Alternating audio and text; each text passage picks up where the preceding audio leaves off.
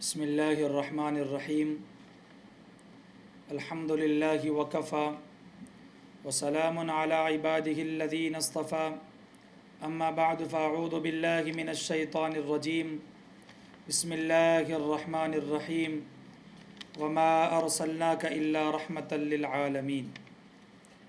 लायक एहतराम बुज़ुर्गों, दीनी और ईमानी भाइयों, अज़ीज़ दोस्तों और नौजवान साथियों, हम सब जानते हैं कि यह रमज़ानुल मुबारक का आखिरी अशरा और बिल्कुल आखिरी अय्याम चल रहे हैं। बस चंद दिनों में ईद उल फ़ित्र का मौका हम सब की ज़िंदगियों में आने वाला है। अल्लाह तबारक व तआला ने मुसलमानों को साल भर में दो ईदें अता फ़रमाई हैं। एक है ईद उल फ़ित्र जो रमज़ानुल मुबारक के रोज़ों के मुकम्मल होने के बाद अदा की जाती है, मनाई जाती हैं, और दूसरे हैं ईद उल अज़हा जिसको बकरा ईद के मौके पर मनाया जाता है। दोनों के अहकामात करीब करीब एक ही हैं। ईद उल फ़ित्र चूँकि एक आज़िमुश्शान दिन है, त्यौहार का दिन है, मुसलमानों के लिए खुशी का दिन है, मुसलमानों के लिए फ़रहत का दिन है, ईमान वालों के लिए शादमानी का दिन है और बड़ा मुबारक दिन है।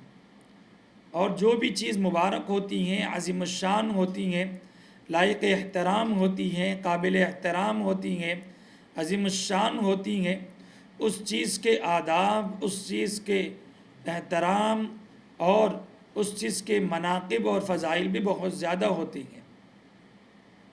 तो ईद उल फ़ित्र के भी आदाब, उसके मसनून चीज़ें भी काबिल एहतराम हैं।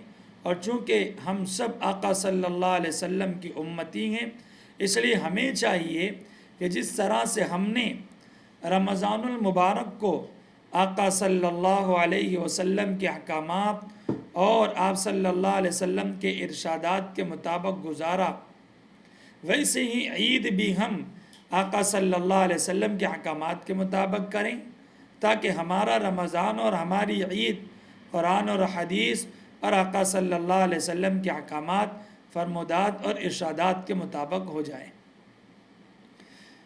ईद उल फ़ित्र के कुछ मसनून आमाल बयान किए गए हैं, बतलाए गए हैं, और एक उम्मती के लिए ज़रूरी है कि उन आमाल को जान कर ही वो शख्स अपनी ईद और अपने त्यौहार को मनाए।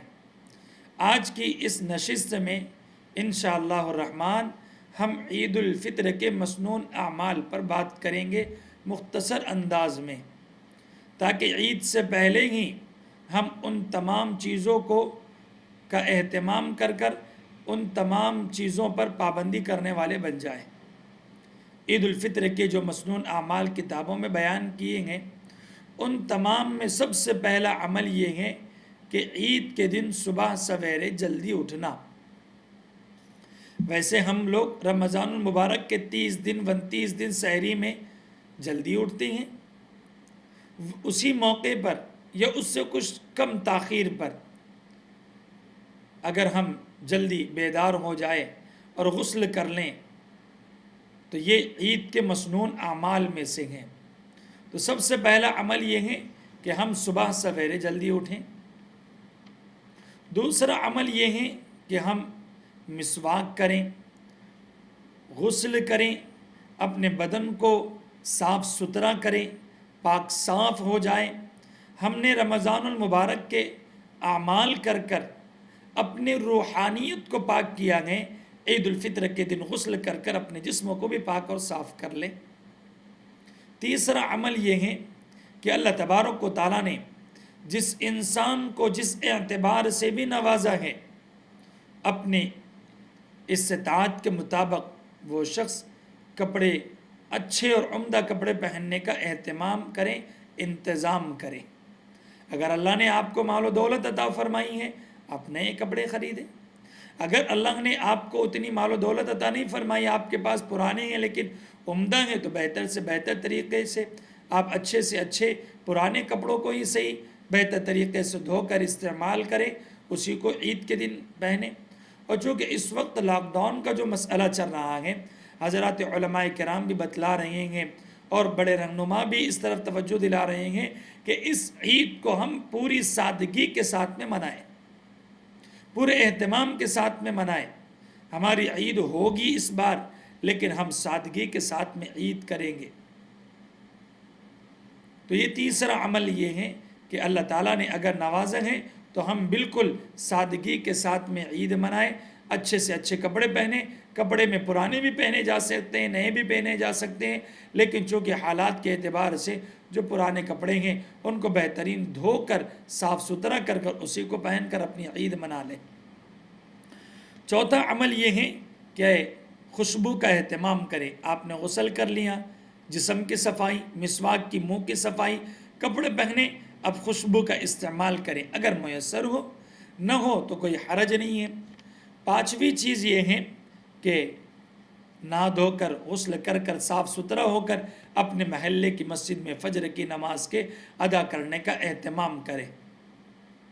یہ جو چیز ہیں عمومی طور پر ہوتا یہ ہے کہ ہمارے نوجوان نسل کا ایک بہت بڑا طبقہ رات میں، کل عید ہے تو آج رات میں، چاند رات کی رات میں مکمل طور پر جاگتا ہے، خریداری کرتا ہے، اور یہ مکمل رات گھومنے پھرنے کی نظر ہو جاتی ہے، جس کی وجہ سے ہوتا یہ ہے کہ فجر کی نماز، بلکہ اس سے آگے میں یہ کہوں کہ عید کی نماز بھی چھوٹتی چلی جاتی ہے۔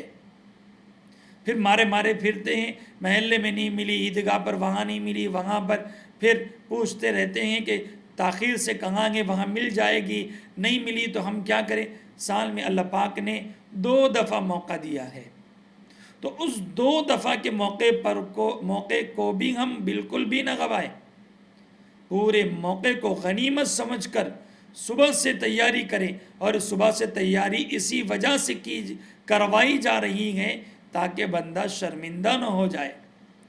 تو صبح فجر کی نماز اپنے محلے کی مسجد میں ادا کریں، پھر اپنے گھر چلے جائیں۔ گھر کے جو معمولات ہیں اس کو پورے کر لیں، جیسے سورہ یاسین کی تلاوت ہے، اس کا اہتمام ہے، درود شریف کا اہتمام ہے، استغفار کا اہتمام ہے۔ اس کے بعد پھر عیدگاہ کے لیے تشریف لائیں۔ اس دوران میں جو نفل نمازیں ہیں، جیسے چاشت کی نماز، اشراق کی نماز ہے، اور اگر کسی جگہ تاخیر سے 9:30 بجے جماعت ہوتی ہیں، چاشت کی نماز ہے، تو اس دن نہ عیدگاہ پر نفل نماز پڑھیں یہ، اور نہ مسجد میں پڑھیں، بلکہ اور دیگر عبادات میں جس قرآن کی تلاوت ہے اس میں مصروف رہیں، اور جب عید کا وقت آئے تو پھر عیدگاہ کی طرف روانہ ہو جائیں۔ مسنون اعمال میں سے ایک عمل یہ بھی ہے کہ عیدگاہ کو 2 راستوں میں سے کسی ایک راستے سے جائے، ایک راستے سے جائے اور دوسرے راستے سے واپس آئیں۔ عید الفطر اور عید الاضحیٰ میں تکبیر تشریق کا پڑھنا بھی ہے، لیکن عید الفطر میں آہستہ آواز سے تکبیر تشریق پڑھیں، اور عید الاضحیٰ میں بلند آواز سے پڑھیں۔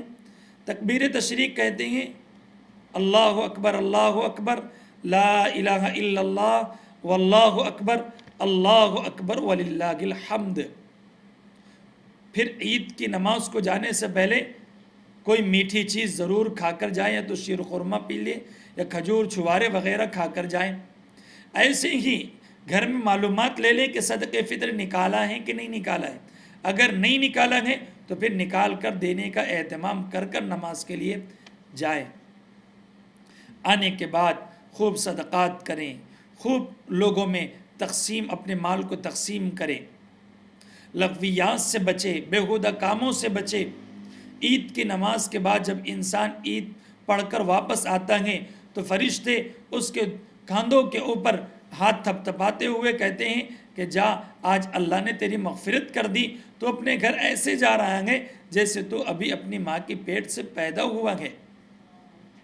اس کے بعد خوب خیر کے کاموں میں حصہ لے، اپنی خوشی کو جائز طریقے سے پورا کرے۔